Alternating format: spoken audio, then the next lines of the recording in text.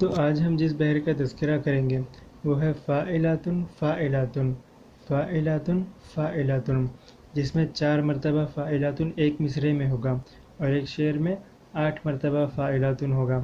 اس سے پہلے کی ویڈیو میں آپ نے دیکھا ہوگا جہاں پر 3 مرتبہ فاعلاتن اور چوتھی مرتبہ فاعلن تھا، تو ان دونوں کا فرق سمجھیے۔ دیکھیے، شعر 2 قسم کے ہوتے ہیں، بحر 2 قسم کی ہوتی ہے، ایک منفرد اور ایک مرکب۔ منفرد کا مطلب ہوتا ہے سنگل، یعنی اکیلا۔ منفرد بحر میں صرف ایک ہی وزن ہوگا جو بار بار دہرایا جائے گا، اور مرکب کا مطلب ہوتا ہے مکس، ایک سے زائد چیزوں کو مکس کرنا۔ مرکب میں ایک سے زائد وزن لے کر ہم ایک شعر بناتے ہیں، جیسے کہ منفرد کی مثال آپ دیکھ سکتے ہیں، فاعلاتن فاعلاتن فاعلاتن فاعلاتن، یہاں پر 4 وزن ہے، چاروں فاعلاتن ہے۔ اور مرکب کی مثال میں دیکھیے، فاعلاتن فاعلاتن فاعلاتن فاعلن، یہاں پر 2 وزن کا استعمال ہے، ایک فاعلاتن اور ایک فاعلن۔ 3 مرتبہ فاعلاتن کا استعمال ہے، چوتھی مرتبہ فاعلن کا ہے۔ مرکب میں آپ کسی بھی شعر کے کسی بھی وزن کو ملا سکتے ہیں، بس پڑھنے میں اچھا رکھنا چاہیے، اس بات کا آپ کو خیال کرنا ہے۔ باقی آپ 2-3 وزنوں کو ملا کر ایک شعر بنائیں تب بھی کوئی حرج نہیں۔ تو اب فاعلاتن کو سمجھنے کے لیے ہم ایک شعر لیتے ہیں۔ آنکھیں جب بھی کھولتا ہوں تب اندھیرا دیکھتا ہوں، خواب کی دنیا ہی ہے جس میں خوشی میں ڈھونڈتا ہوں۔ یہ شعر فاعلاتن کے وزن پر ہے۔ تو فاعلاتن کا وزن جیسا کہ آپ جانتے ہیں، پھر بھی ہم یہاں پر دہرائیں گے۔ فاعلاتن کا وزن ہے فا حرکت میں الف ساکن، عین حرکت میں، لام حرکت میں، الف ساکن، تا حرکت میں، نون ساکن۔ جتنے حرف آپ کو لال رنگ میں دکھ رہے ہیں وہ حرکت میں ہے، اور جو بلیک کلر میں ہے وہ ساکن ہے۔ اب دیکھیے، شعر کی جو شروعات ہے وہ الف مد آ سے ہوتی ہے۔ تو الف مد آ کیا ہوتا ہے وہ جان لیجئے۔ اردو میں الف مد آ کا مطلب ہوتا ہے الف پر زبر اور ایک الف، جیسے کہ ہم لکھتے ہیں نا، کا، کاف الف کا، جیم الف جا، میم الف مام، یعنی کہ ایک حرف حرکت میں اور دوسرا الف ساکن میں۔ ٹھیک اسی طریقے سے اگر ہم الف پر زبر لگائیں اور اس کے بعد ایک الف لکھیں تو آ بنتا ہے، مگر ہم اس کو اس طرح نہیں لکھتے، ہمیں الف اور الف لکھنا ہو تو ہم الف مد لکھتے ہیں، آ۔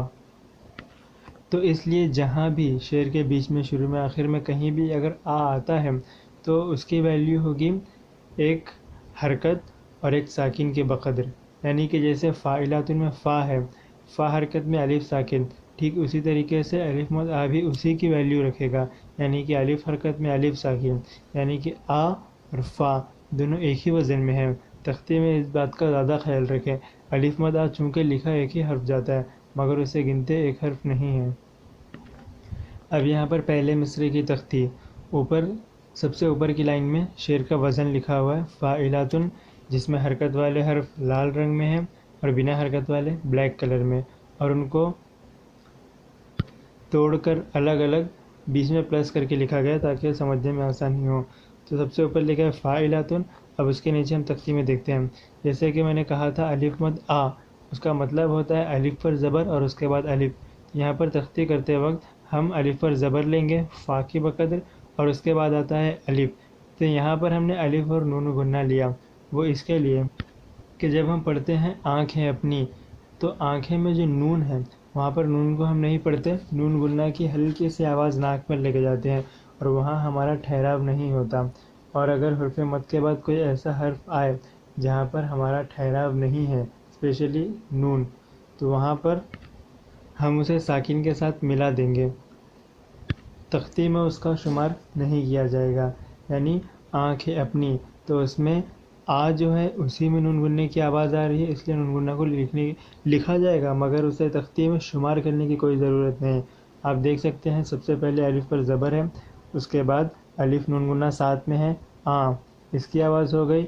اب کھیں، اب آنکھیں پڑھتے وقت اس شعر میں اس وزن پر آنکھیں پڑھتے وقت ہم خا کے بعد میں یا اور نون گننا کو نہیں کھینچتے، آنکھیں جب بھی اس طریقے سے پڑھتے ہیں تو وہاں پر جو خا ہے اسے ہم بس ایک زیر کی بقدر کھینچتے ہیں، اس لیے ہم وہاں پر تختی لکھتے وقت خا پر صرف زیر لگائیں گے، یعنی کہ آنکھیں، یا اور نون گنا اس کو لکھنا بھی نہیں ہے کیونکہ وہاں پر ہماری آواز نہیں جاتی.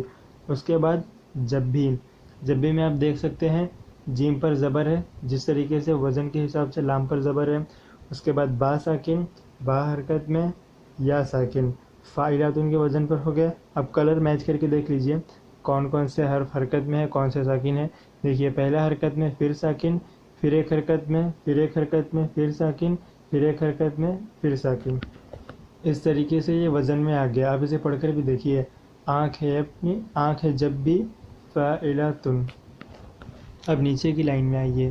یہاں پر دیکھیے سمجھنے کی ذرا سی ضرورت ہے. یہاں پر کھولتا ہوں، کھولتا ہوں میں خا حرکت میں واو ساکن، یعنی کہ فا کا وزن یہاں پورا ہو گیا. اس کے بعد آتا ہے لام. لام پر کوئی حرکت نہیں، لام ساکن ہے مگر پھر بھی اس کا شمار حرکت میں کیا جاتا ہے. کیوں؟ کیونکہ جب کوئی حرف ساکن ہو اور اس پر ہمارا ٹھہراؤ زیادہ ہو تو اس کی وجہ سے ہم اسے حرکت میں شمار کریں گے. اس بات کا خاص خیال رکھیں جہاں پر بھی اس طرح کے حرف آئے جہاں پر ہمارا ٹھہراؤ زیادہ ہو اسے حرکت میں شمار کیا جائے گا. اس کے بعد دیکھیے تا حرکت میں الف ساکن، ہا حرکت میں، اور اس کے بعد واو اور نون گنا ساکن. تو کھولتا ہوں فاعلاتن. اب شعر میں شروع میں ہی بس تختی کی ضرورت پڑتی ہے. آپ بعد میں لکھتے جائیں گے تو آپ کو پڑھ کر خود ہی سمجھ میں آ جائے گا کہ شعر وزن میں ہے یا نہیں. کھولتا ہوں فاعلاتن. اسی طریقے سے آپ پڑھ کر پریکٹس کیجئے کہ پڑھ کر وزن میں آپ کی زبان بیٹھتی ہے یا نہیں. اب اس کے نیچے کی لائن میں تب اندھیرا. اس میں دیکھیے تا حرکت میں با ساکن، فا کا وزن پورا ہو گیا. اب اندھیرا. اندھیرا لکھتے وقت الف نون دال اور چشمی ہا لکھا جاتا ہے یعنی کہ دھا. تو اندھیرا میں اگر ہم اندھیرا اس طریقے سے کسی شعر میں لکھیں گے تو وہاں پر جو اس کا نون ہوگا وہ لکھا جائے گا اور تختی میں اس کا شمار ہوگا. مگر اس وزن میں جب ہم پڑھتے ہیں تو اندھیرا یہاں پر نون پر ہمارا ٹھہراؤ نہیں ہوتا، بس ہلکی سی ناک میں آواز جاتی ہے، اس لیے ہم نون گنا لکھتے ہیں. اور نون گنا تختی میں شمار نہیں کیا جاتا، زیادہ تر تختی میں شمار نہیں کیا جاتا. تو یہاں پر نون پر ہلکی سی آواز جا رہی ہے اس لیے ہم نون گنا لکھیں گے اور اس کا شمار تختی پہ نہیں کریں گے. اندھیرا تو الف حرکت میں، اس کے بعد دھا جس پر زیر ہے وہ حرکت میں، جو بیچ کا نون ہے اس کو نہیں لکھنا ہے. اس کے بعد یا ساکن، را حرکت میں، الف ساکن. تب اندھیرا فاعلاتن. یہ تیسرا حصہ پورا ہوا. اب شعر کا چوتھا حصہ یعنی آخری لائن دیکھتا ہوں، جس میں دال حرکت میں یا ساکن، پھر خا، کاف اور چشمے ہا. یہاں پر بھی خا جو ہے ساکن ہے مگر یہاں پر ہمارا ٹھہراؤ اچھا خاصا ہے، اس وجہ سے ہم یہاں خا کو بھی حرکت میں لیں گے. دیکھتا ہوں، خا پر ہمارا ٹھہراؤ ہے اس لیے ہم اسے حرکت میں لیں گے. اب شعر کا دوسرا حصہ فاعلاتن کے وزن پر. خواب کی دن، فاعلاتن. خواب میں لکھتے وقت ہم خا واو الف با اس طریقے سے لکھتے ہیں مگر جب پڑھنا ہو تو ہم واو کو نہیں گنتے، خواب اس طریقے سے پڑھتے ہیں. واو کی ہلکی سی آواز آتی ہے لیکن اس کو ہم گنیں گے نہیں اور وہ گنا نہیں جاتا. جہاں پر ہلکی سی آواز آئے اور جو پڑھنے میں زیادہ معلوم نہ ہو تختی میں اس کا شمار نہیں ہوتا. تو خواب میں خا حرکت میں الف ساکن، با بھی ساکن ہے مگر با میں ہمارا ٹھہراؤ ہے اس لیے ہم اسے حرکت میں شمار کریں گے. خواب. اس کے بعد کاف حرکت میں یا ساکن، دال حرکت میں نون ساکن. خواب کی دن فاعلاتن. یہ وزن پر ہو گیا. اب اس کے نیچے کی لائن یا ہی ہے جس. دنیا میں دنیا جو ہے اس کا دال اور نون اوپر کی لائن میں رہ گیا، یا اور الف نیچے کی لائن میں ہے، یہاں سے شروع ہو رہا ہے. یا ہی ہے جس میں یا حرکت میں الف ساکن. اس کے بعد ہی لکھتے وقت ہم ہا اور یا ہی اس طریقے سے لکھتے ہیں مگر اس وزن میں جب ہم شعر پڑھتے ہیں تو کس طریقے سے پڑھتے ہیں؟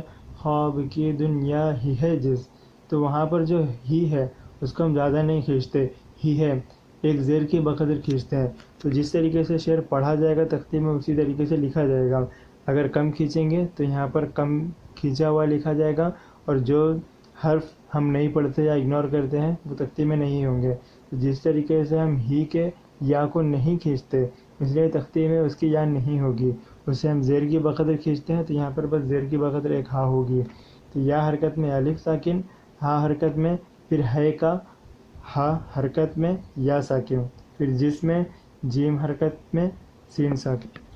اب اس کے نیچے کی لائن میں خوشی میں، یہاں پر میم حرکت میں، اس کے بعد یا ساکن، میں یا اور نون گننا دونوں آتا ہے، مگر یہاں پر بھی نون گننا میں ہمارا ٹھہراؤ نہیں ہے، ہماری جو آواز رکتی ہے وہ یا میں رکتی ہے، اور نون کی ہلکی آواز ہمارے ناک میں جاتی ہے، اور یہاں پر نون ہوتا اگر تو اس کا شمار ہوتا، مگر یہاں پر نون نہیں، نون گننا ہے، اس لیے اس کا شمار نہیں ہوگا، لکھا جائے گا اس کی آواز آئے گی مگر تختی میں شمار نہیں ہوگا۔ تو اس میں میم حرکت میں یا نون گننا ساکن، خا حرکت میں شین حرکت میں یا ساکن، میم حرکت میں یا اور نون گننا ساکن، پھر اس کے نیچے ڈھ ڈال اور چشم ہم، ڈھ حرکت میں واو نون گننا ساکن، یہاں کا نون گننا بھی شمار نہیں ہوگا، پھر ڈال، ڈال کو دیکھیے یہ بھی ساکن ہے مگر یہاں پر ٹھہراؤ ہمارا اچھا خاصا ہے، اس لیے ہم اسے اس میں حرکت میں شمار کریں گے۔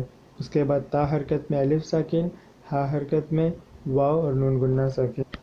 ڈھونڈتا ہوں فاعلاتن، کسی بھی شعر کی تختی کرنے کے بعد جب اس کے وزن کی آپ تختی کر لو تو پہلے آپ اس کے وزن کو پڑھو پھر شعر کو پڑھو، آپ کو پڑھنے میں میچنگ معلوم پڑ جائے گا۔ دیکھیے اس سے پہلے میں نے کہیں بلائنڈلی اس طریقے سے کبھی کسی کو نہیں شعر سکھایا، تو بولتے وقت میں کافی جگہ اٹک جاتا ہوں، تو ممکن ہے کہ بہت سی چیزیں آپ لوگوں کی سمجھ میں نہیں آتی ہوگی، تو جو بھی چیزیں آپ کو سمجھ میں نہ آئیں پلیز کمنٹ میں لکھیے، اس کا ویڈیو بنا کر میں بعد میں ڈالوں گا، اگر چھوٹی چیزوں کی تو کمنٹ میں رپلائی کروں گا، یا تو آپ مجھے فیس بک یا انسٹاگرام پہ کانٹیکٹ کیجئے، میں وہاں پر آپ کا جواب دوں گا۔ ممکن ہے بہت سی چیزیں سمجھ میں نہیں آتی ہوگی کیونکہ میں اٹکتا بہت زیادہ ہوں۔ اگر آپ کو ویڈیو پسند آیا تو پلیز اس ویڈیو کو لائک کیجئے، اور اگر آپ کی پہچان میں کوئی ہے جو اس بحر کو سمجھنا چاہتا ہے، شعر لکھنا چاہتا ہے، تو اس کے ساتھ شیئر بھی کیجئے۔